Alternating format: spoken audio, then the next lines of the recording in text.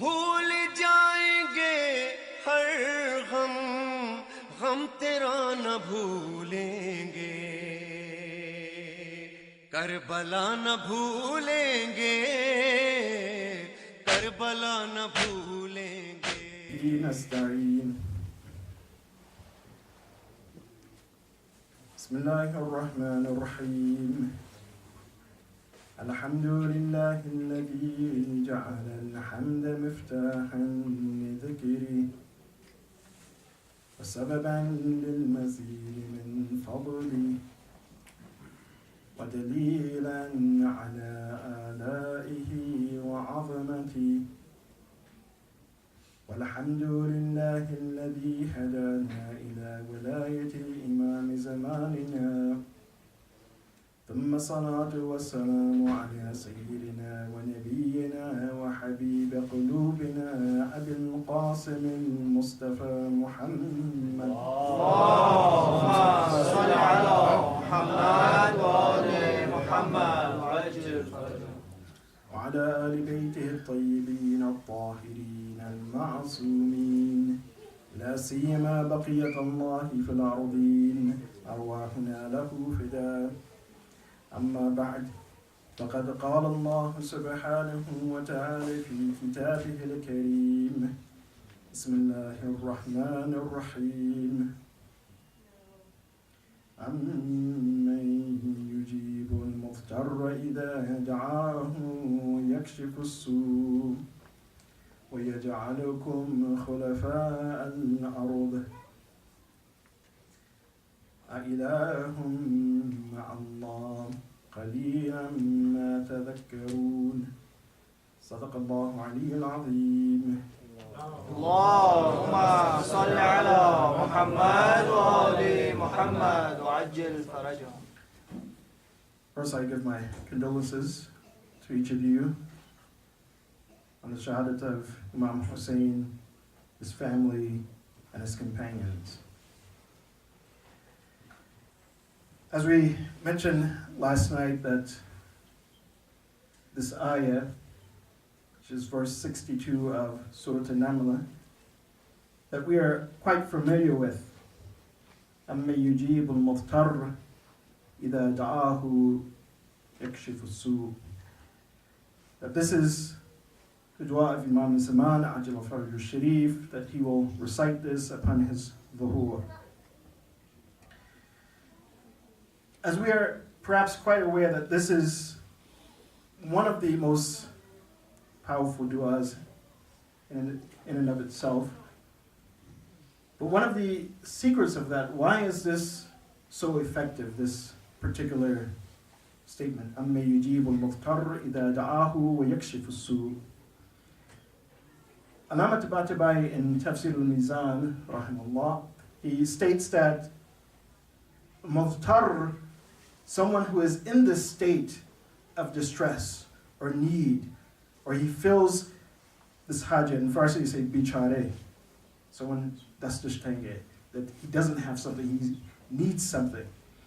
This is a state in which Allah subhanahu wa ta'ala, he answers that dua, that if someone is asking from Allah subhanahu wa ta'ala in that state, that they feel that there's no hope other than in Allah subhanahu wa ta'ala, then Allah subhanahu wa ta'ala, he answers that dua. So whenever we want to have our dua answered, that if we call upon Allah subhanahu wa ta'ala in that state, as if we are muhtar, then Allah subhanahu wa ta'ala, he will answer, he will respond. أَمَّن يُجِيبُ الْمُضْطَرَّ. Who is that? Who is the one who answers the dua of the muhtar? It's Allah subhanahu wa ta'ala. So one of the secrets of dua is to make dua in that state. And it's very interesting, and this is something that I have seen and I have experienced, that quite often we recite this dua on behalf of someone else. Someone is in difficulty, someone is in distress, or someone else is in need, and we recite this together. أَمَّن يُجِيبُ الْمُضْطَرَّ إِذَا دَعَاهُ وَيَكْشِفُ السُّوءَ. Allah subhanahu wa ta'ala, he doesn't say أَمَّا يُجِيبُ الْمُسْلِمِ الْمُضْطَرَّ, that individual who's a Muslim and who is in distress. Allah subhanahu wa ta'ala, he makes it general. أَمَّن يُجِيبُ الْمُضْطَرَّ. whichever individual, Muslim or not Muslim, but that individual is from the creation of Allah subhanahu wa ta'ala, and that individual's in distress. Yet it has happened and has occurred that I was familiar with someone who had a friend, wasn't Muslim, but they recited this for them, and they had people to request to recite this for this individual. And the person was in a very bad state, illness and sick, but after this dua was recited on behalf of that individual, his health changed. And he was better, in a better state. So, amma yujibul muftar, it's not simply for Muslims. But Allah subhanahu wa ta'ala, this is the rahmah, the mercy that Allah subhanahu wa ta'ala, He has for His creation. But nonetheless, the point is that when we recite our du'as in that state of muftar, that we are bichare, that we are in need, and that dua is answered. And thus we should, at each and every time that we raise our hands and we recite dua, especially for the reappearance of Imam Zaman, Ajil Faraj Sharif, Allahumma salli ala Muhammad wa ali Muhammad wa ajil farajah. that when we ask Allah, Allahumma kulli waliyyika, we should recite it in a state that we're muhtar. When we ask Allah subhanahu wa ta'ala, Ajil farajah, recite it in a state that you're muhtar. That without your Imam, you're bichare, you're in need. You're in hajat, there's something that's missing. And in fact, this is also what we learn from one of the du'as that we recite for Imam Zaman. That we recite that, Allah, nashku alayka faqt nabiyyina wa ghaybata waliyina. That we're complaining that we are missing our Imam. In fact, some of our ulama, they have stated that individual who his tawajjuh, his attention is always upon his Imam, the Imam of his time, he is in the state of muhtar. He feels that he's lacking something, he's in need of something. That though whatever comforts he has, or whatever he has in this world, is not enough. He wants his Imam. And so when we call upon Allah subhanahu wa ta'ala, we should call upon Allah subhanahu wa ta'ala in that state. And it should not be something that we call upon Allah subhanahu wa ta'ala at times in that state, because unfortunately, quite often when we recite this Amma yujibul muftar, it's often when we are in need, or someone we know is in need, someone has fallen ill. But this should be a constant thing. Not like the individual who Allah subhanahu wa ta'ala, He speaks about in the Quran, that individual is on a ship. The ship is about to sink, and when the storm comes and he's in the ocean, and he's thinking he's going to drown, he calls upon Allah, Ya Allah. And as soon as Allah subhanahu wa ta'ala saves that person, gives that person salvation, then he forgets about Allah subhanahu wa ta'ala. Goes back to his normal routine. When we think about Imam Zaman, when we ask about Imam Zaman, Allahumma kulli waliyyika al-hujjat ibn al-Hasan, this should be something constant on our mind.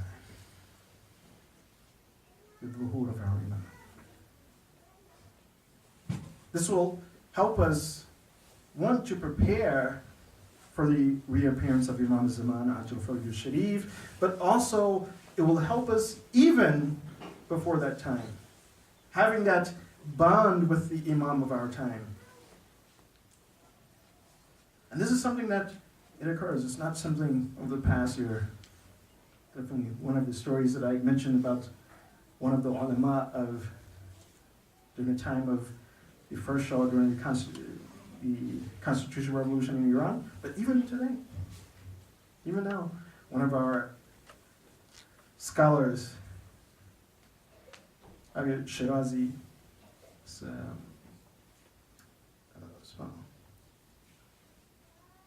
salawat. Allahumma salli ala Muhammad wa ali Muhammad wa ajil. he states, and this is on Shia TV, shiatv.net, one of our ulama from England, a younger scholar, he said about 30 years ago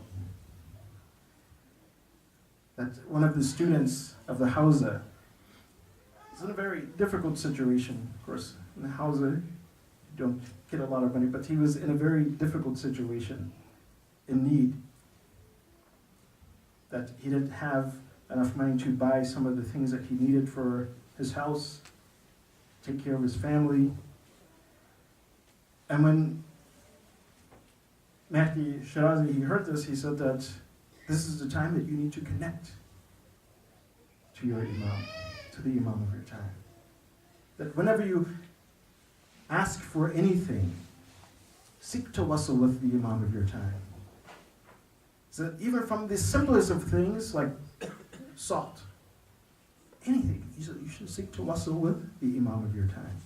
That everything that we have is from the barakat of Imam Zaman Jafar Sharif. So he mentioned this to the student. This is 30 years ago. He said that at that point, the student, he went into his room, and he did not mention to Mahdi Shirazi what is it that he needed. But he just said, I needed a number of things. So he said he went with this intention that he will make tawassul with Imam Zaman for his hajat. He said, but the first thing he did, he sat and he began to write what his hajat were. That he needed rice, he needed some oil, he needed some eggs, some bread. Before he finished writing on a piece of paper, this is before he even made the tawassul, he was writing, what is he going to ask for? What is he going to ask Allah subhanahu wa ta'ala for and make tawassul with Imam Zaman? Before he even finished, there was a knock at his door.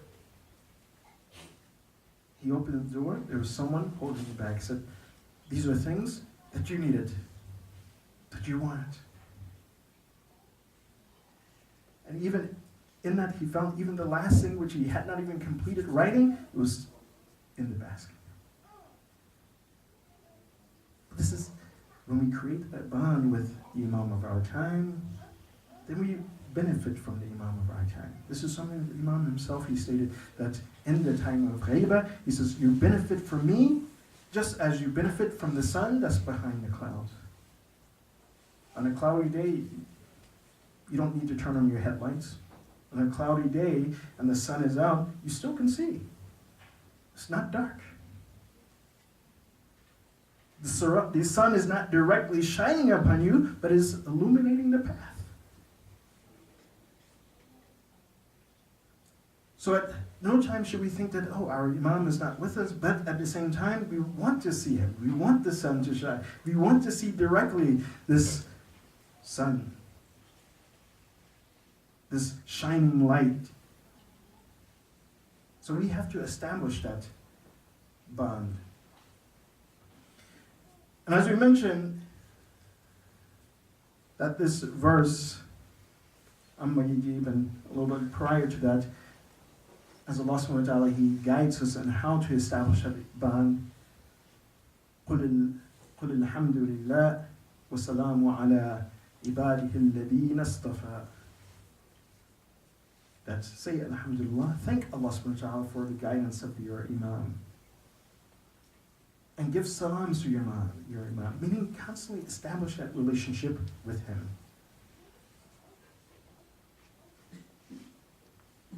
Because the Imam himself, he is trying to establish a relationship. The Imam himself, as we mentioned, that on one hand we are muhtar, in need, that we want our Imam. On the other hand, he is muhtar. Not that he needs anything, but one of the conditions of his zuhur, his reappearance, is that he will have 313 companions. And the Imam himself, he makes dua for this.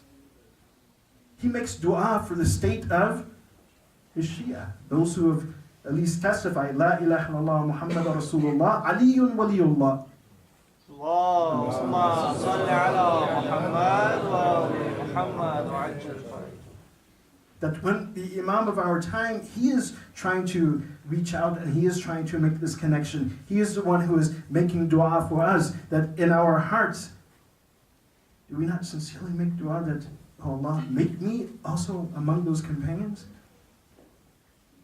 That when we establish such a relationship with the Imam of our time, and as some of the students, they said that before each and every action, they ask, of course you start with Bismillah, but they also make tawassul with the Imam. Ya Hujjat ibn al-Hasan adrikni. That's, oh Hujjat ibn al-Hasan adrikni. Oversee my work, oversee my actions. And if we are making such a statement, if we're so conscious of our Imam, then imagine, what would our actions be like? Would our actions be such that we would do things that would displease the Imam? That we say, Ya Hujjat ibn al-Hasan adrikni.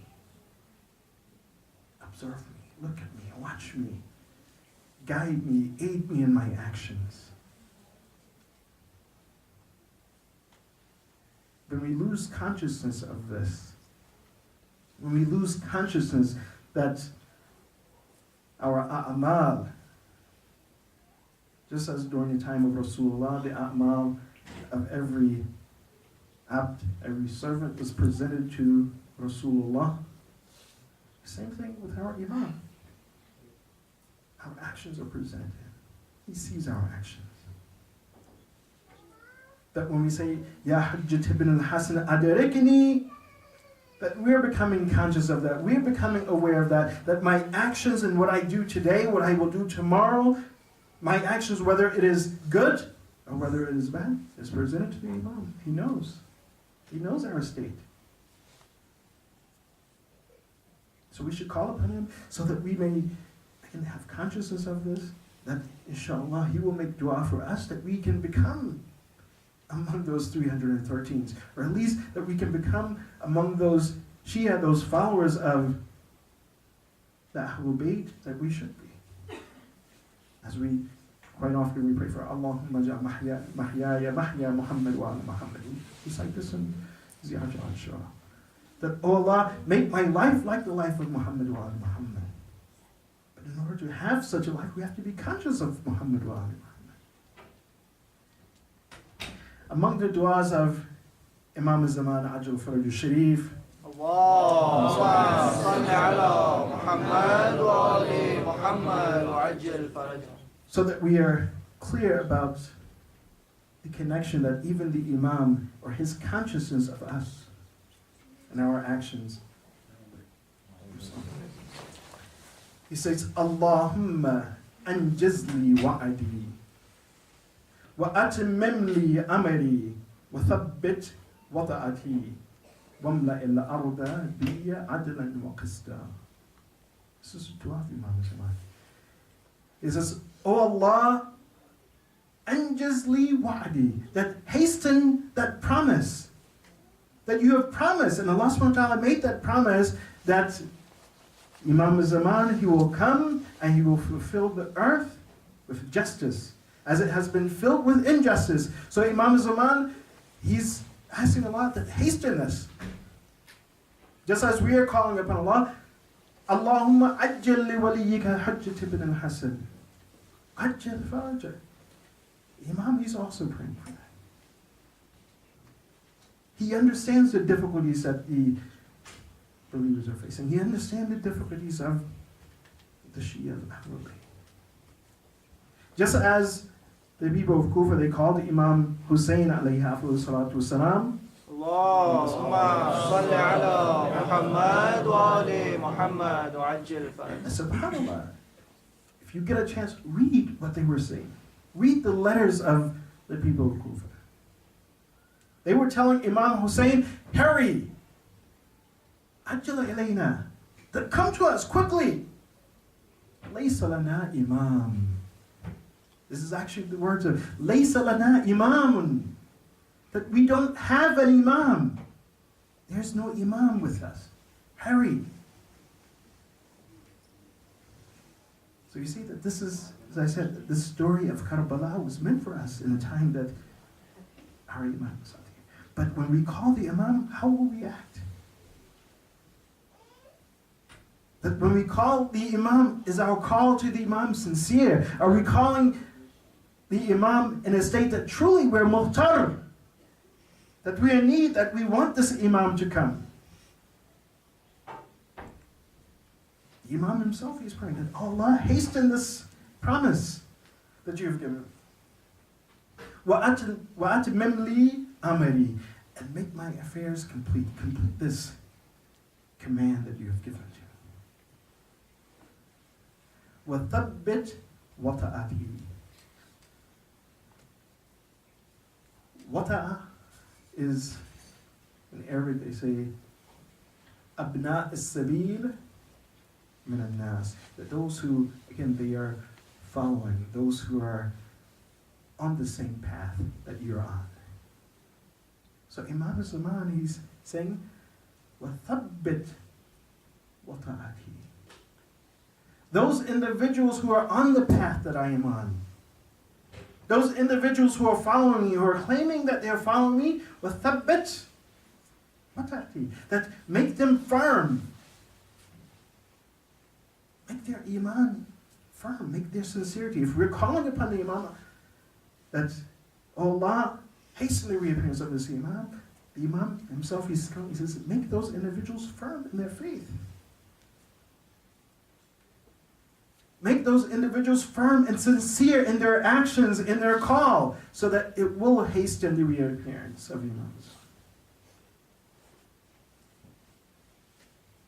Not like those who are, again, in Kufa. They called the Imam. They said that we don't have an Imam. Come, hasten. But when the Imam came, they left the Imam. They left him.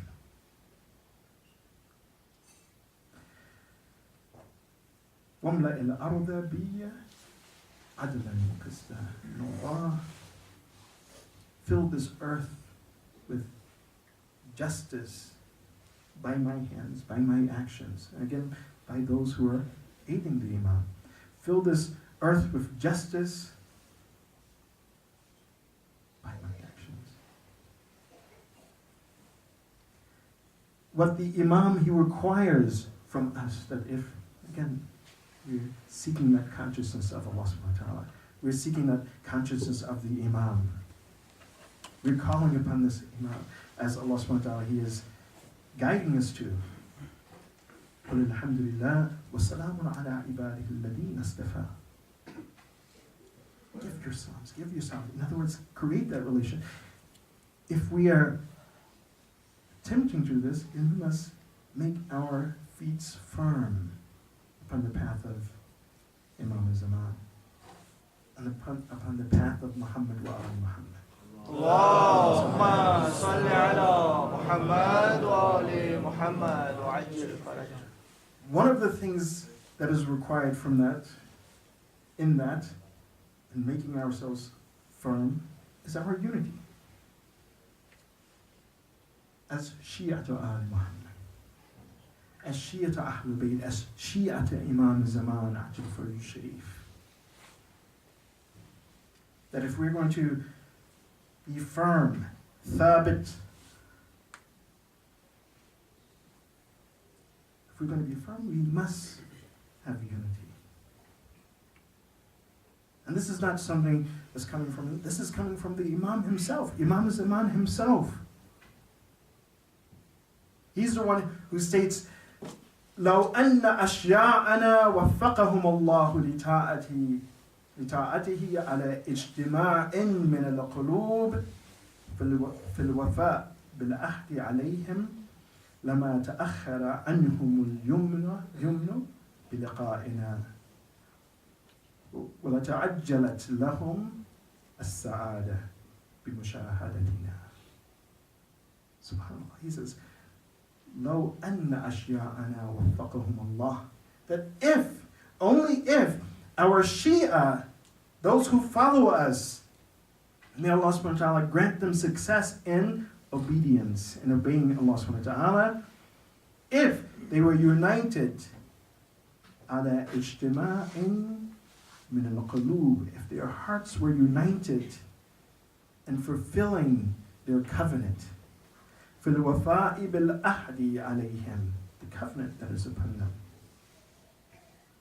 then لما تأخر عنهم اليمن بلقائنا, then the promise of meeting us, the promise of this dhuhr, the promise of seeing the Imam of your time, وَلَا تَعَجَّلَتْ لَهُمَ السَّعَادَةِ بِمُشَاهَدَتِنَا. It would not be delayed. That promise will not be delayed. If what? بإجتماع من القلوب في الوفاء. That if we were united in fulfilling that covenant and that oath that we have with Ahlul Bayt, with Allah subhanahu wa ta'ala. This dhuhr, the reappearance would not be delayed. Our unity together. And that covenant that we have, one of the things that indicates that covenant, again, we recite it in Subhanallah, everyone who comes and mourns for Imam Hussein, they recite this too. They recite it and reminded of that covenant. That when we say, La ilaha illallah Muhammad Rasulullah,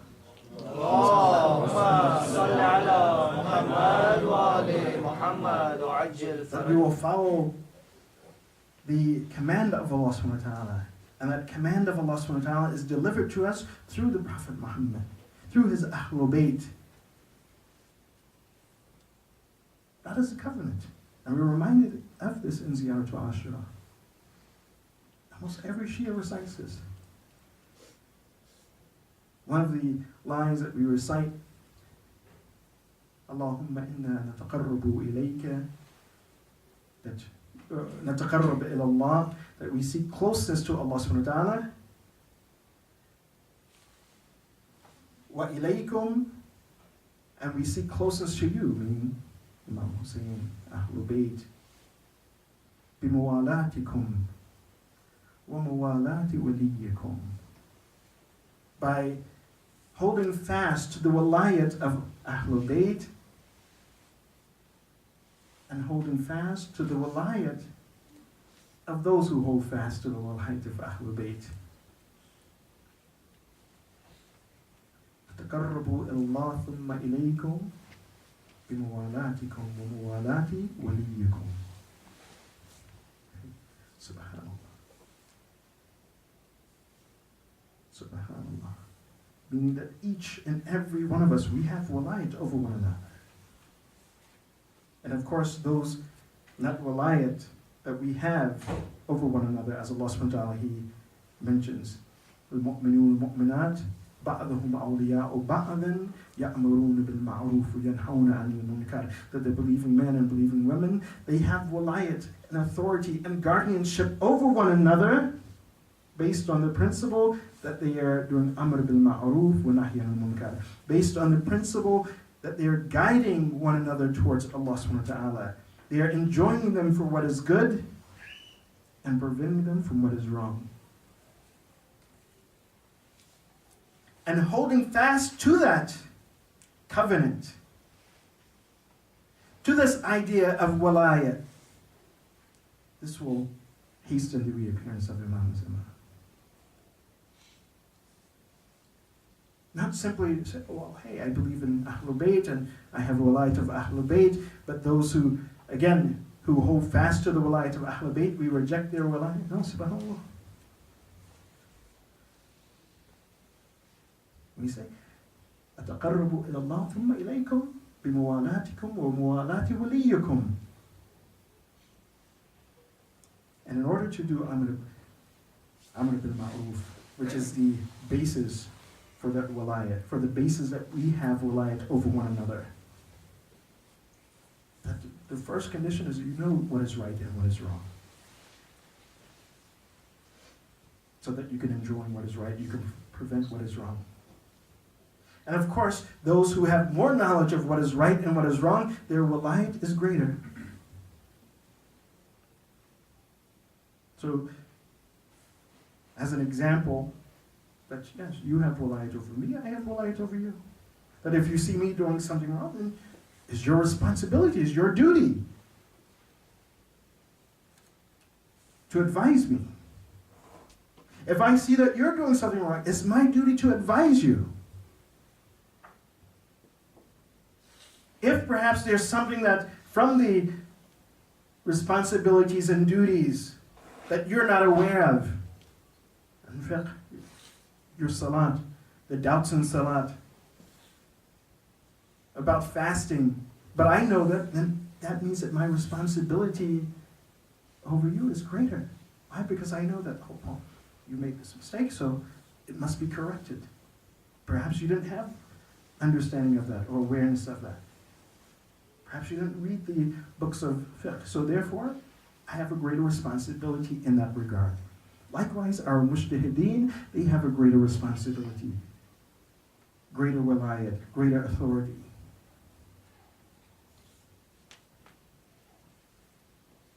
And when we, again, even the concept of wilayatul faqih is because he has understanding of the rules, fiqh, ijtimai, our social relations, political relations. That's how we should be. Unfortunately, we see that at times this wilayat is established, it is there, but some, they reject, they refuse.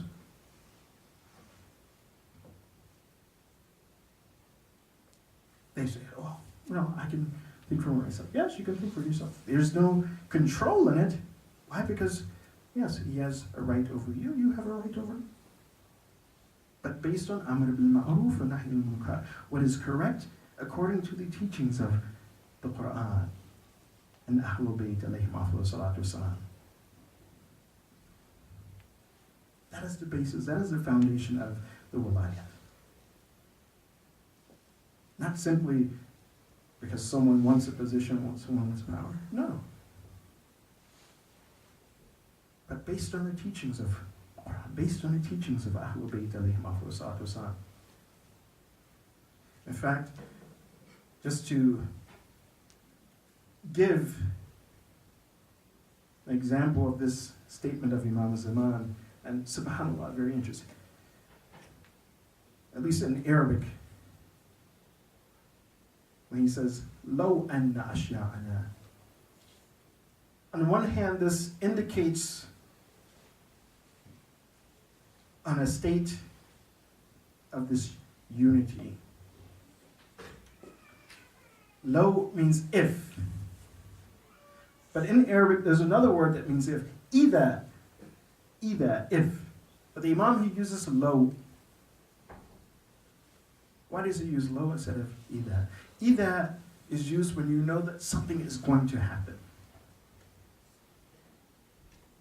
إِذَا جَاءَ نَصْرُ اللَّهِ وَالْفَتْحِ. That when the aid and the help of Allah came and the victory was there, think that this thing did happen or will happen. But when you say lo, it means that this thing will not occur, or is not occurring, or it will occur very slowly. لَوْ كَانَ فِيهِمَا آلِهَتَانِ لَفَسَدَتَا. If there were two lords, there were two gods in this world, لَفَسَدَتَا, then this earth will be destroyed. Lo, meaning that it's impossible, it's nothing. So therefore, this earth will not be destroyed. So the Imam, he says, Lo anna ashya'ana. If, only if. In other words, that it is not happening in his time, and it has not happened, or it will be some time before that happens. So in other words, our unity upon the fulfilling that covenant of following Ahlul Bayt, fulfilling that covenant of our reliance over one another, of having unity, keeping each other on the path of Muhammad wa ali Muhammad. Allahumma salli ala Muhammad wa ali Muhammad. محمد وعجل فرجه. And that was the duty and responsibility of Muslim ibn Aqil when he went to Kufa. Because when we examine that event, Muslim ibn Aqil, he didn't have any doubt about the events that were going to take place. It had been prophesied. Muslim ibn Aqil from the household of Abu Talib.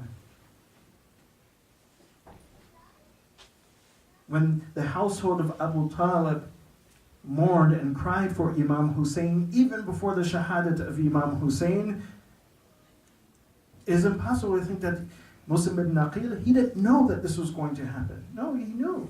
But he was fulfilling his duty and his responsibility. That such individuals, they made a call to the Imam, so he went to see that. Is there wafa? Is there wafa bil ahd? Will they fulfill that covenant? If they had filled that covenant, then Karbala would not have happened. Lo, only if. And subhanAllah, such an indication, even from Amir al-Mu'mineen Ali ibn Abi Talib alayhi salatu wasalam. Allahumma salli ala Muhammad wa ali Muhammad wa ajil farajah. It confirms this. And this comes in one hadith that is narrated in Imam Sajjad alayhi salatu wasalam after the events of Karbala. One individual came to him, he says, Yabna Rasulullah, oh, son of Rasulullah, I heard from your grandfather, meaning Amir al-Mu'mineen Ali ibn Abi Talib. He says, I heard from your grandfather that he said, and your grandfather does not lie, that your lineage does not lie. He said that he said that after me, meaning after he would pass away, he says, after me, he says, by such and such years, he says, يَقُومُ قَائِمُنَا.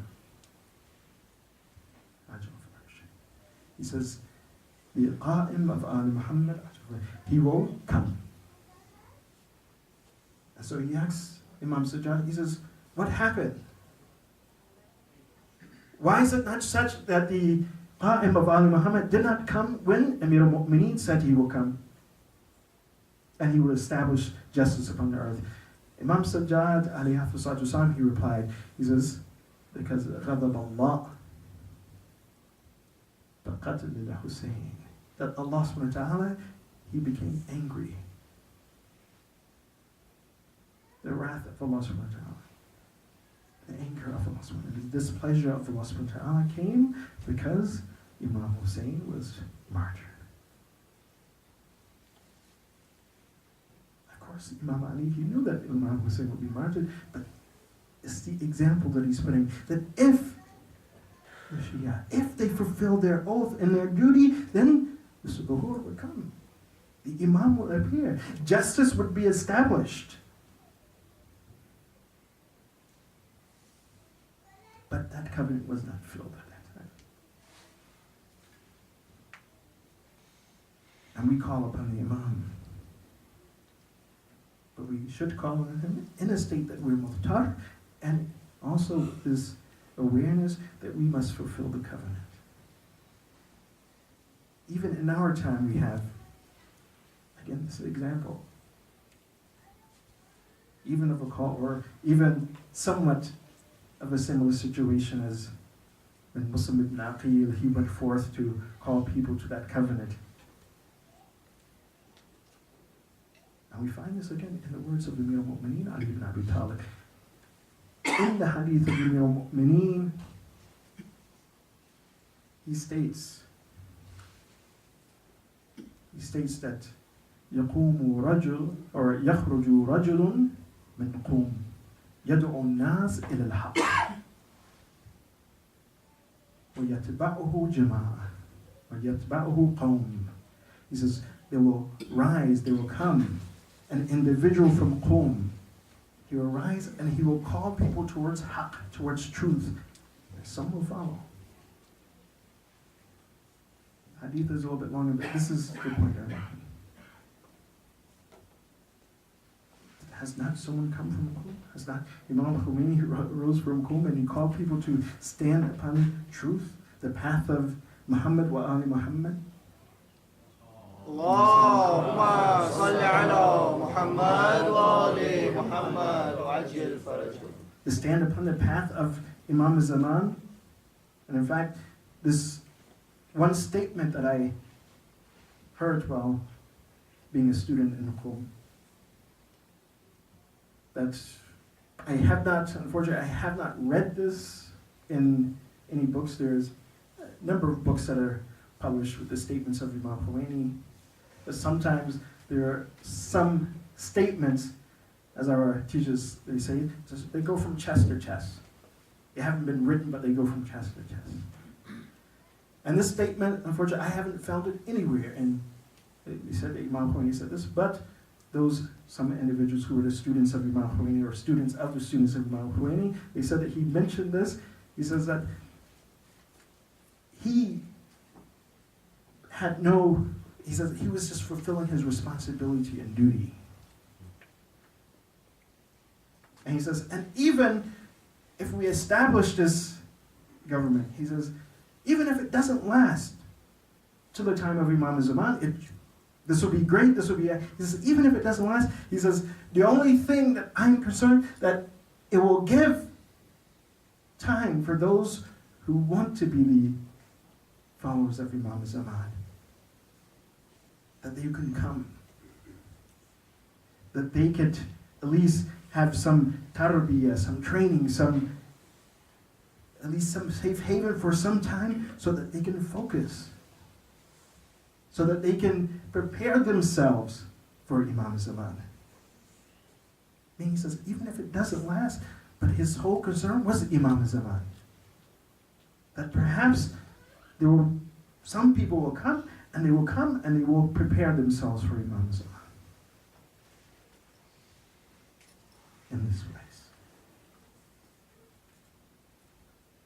This is our focus that we should have on Imam.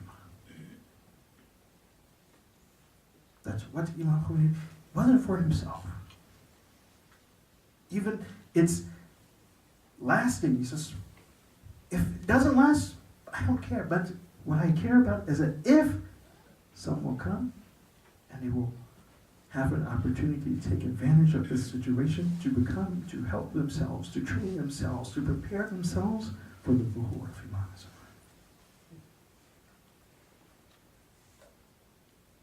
And to prepare ourselves, we must be firm on that path. To prepare ourselves, again, means to follow the guidance of Ahlul Bayt. To follow, again, the guidance of those who have the walayat of Ahlul Bayt.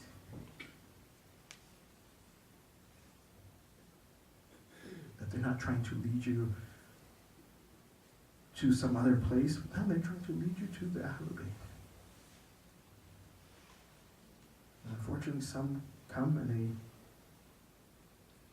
side with those who are the enemies of the Muslims. They themselves say, La ilaha illallah Muhammad Rasulullah, but they join with those who attack the Muslims, who go against the walayat of the Muslims. And that's what happened in Karbala. That's what happened when Ibn Ziyad, he came to Kufa. They wrote to Imam, come, we have no Imam. But then they sided with Ibn Ziyad against Imam.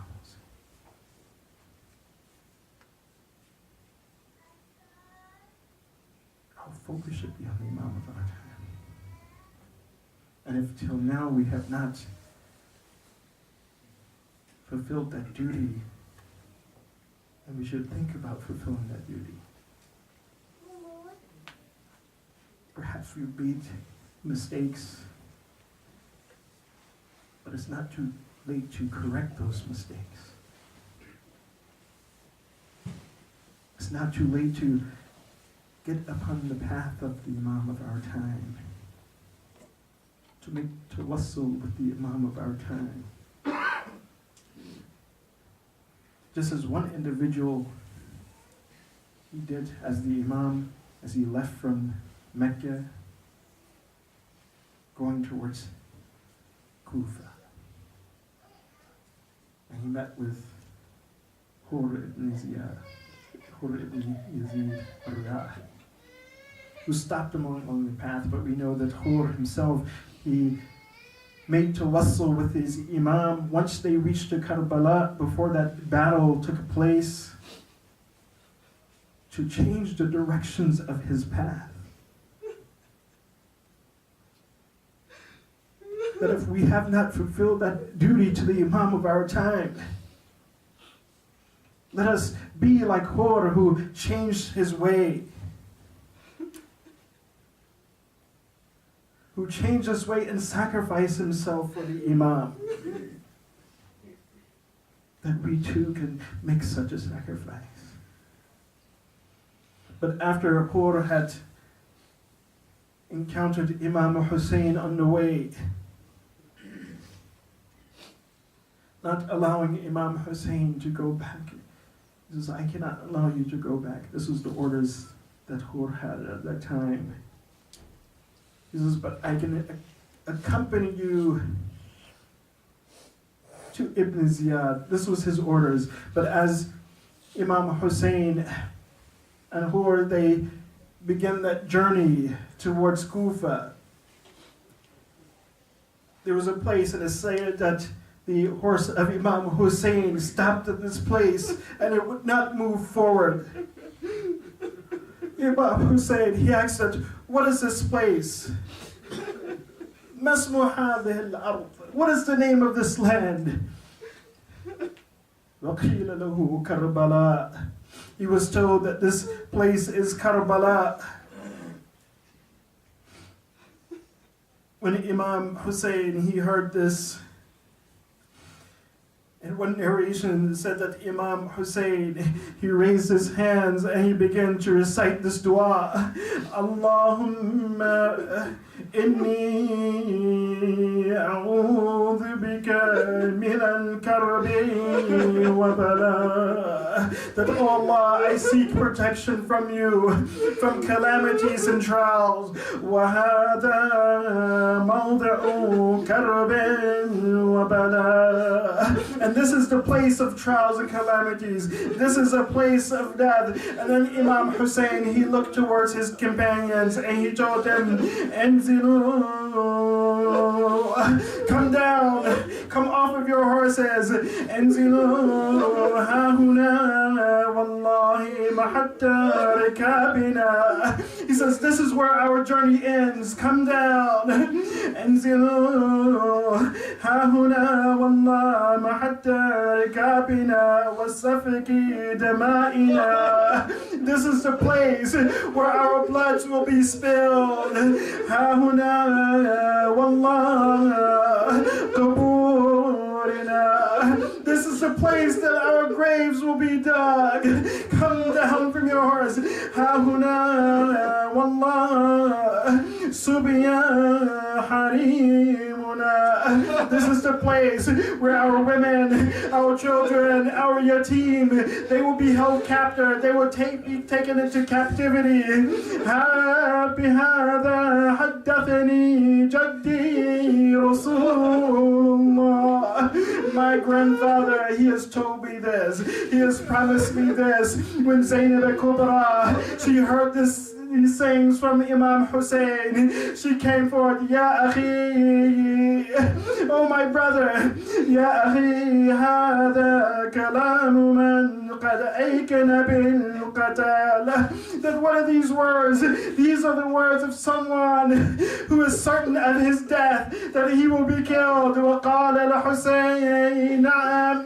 Yes, yes, my sister, I am certain of my death. And then Zainab al-Kubra, she began to cry out, oh,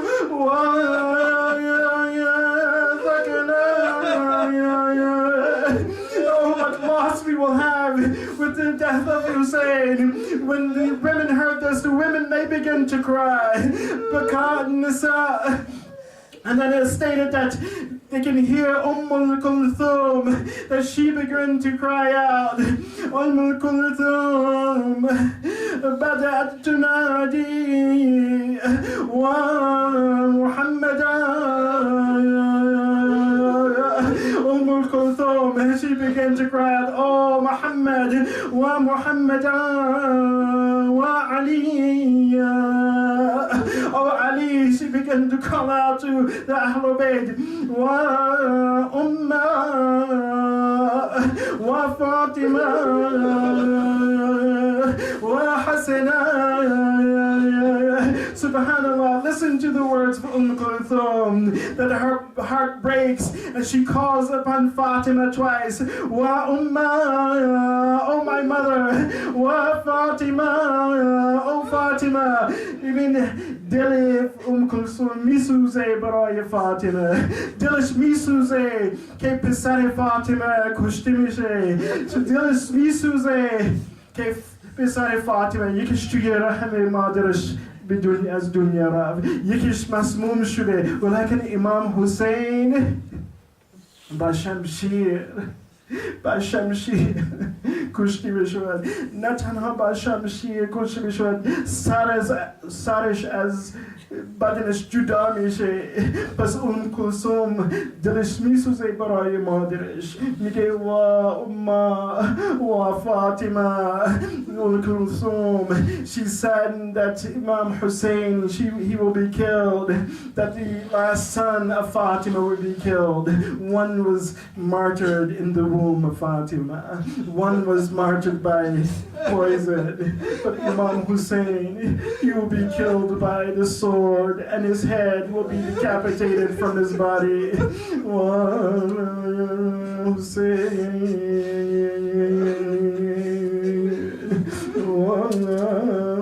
Hussein, Hussein.